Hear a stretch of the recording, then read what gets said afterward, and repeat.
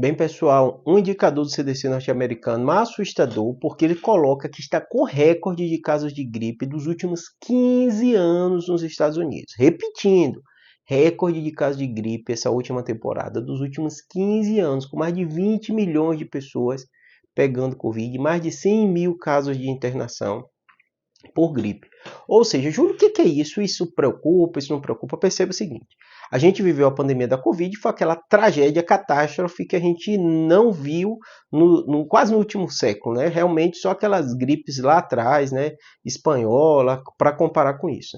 Aí a gente volta à relativa normalidade. Aí a gente começa a ver outras ondas de outras doenças, que não são tão graves quanto Covid ainda mais grave, mas mesmo assim preocupa. A gente está falando de milhões de pessoas pegando gripe e milhares de pessoas internadas por gripe nos Estados Unidos. E isso tem reflexo no mundo inteiro, inclusive aqui no Brasil.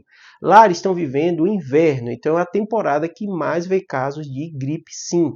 Mas perceba que isso vai ter reflexo no Brasil. Se vocês perceberem, nesse verão, não aumentou tanto o caso de internação pelo último boletim da Infogripe, né? Mas janeiro foi o maior número de casos de internação em tudo dos últimos 10 meses. Isso já ligou um sinal amarelo.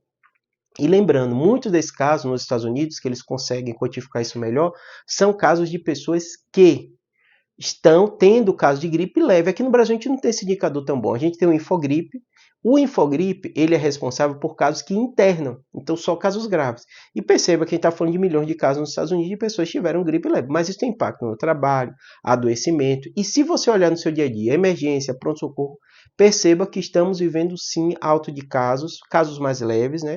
Covid, internação, tudo isso aumentou mais na região norte e nordeste, mas casos leves a gente tem visto alta, né? Tem o metapneumovírus aí, que parece que se espalhou pelo mundo, não tão grave, mas espalhou, né? A nova variante XEC, que aumentou também o caso de infecções respiratórias, às vezes não diferencia tanto de um resfriado, mas também aumentou no meio de casos.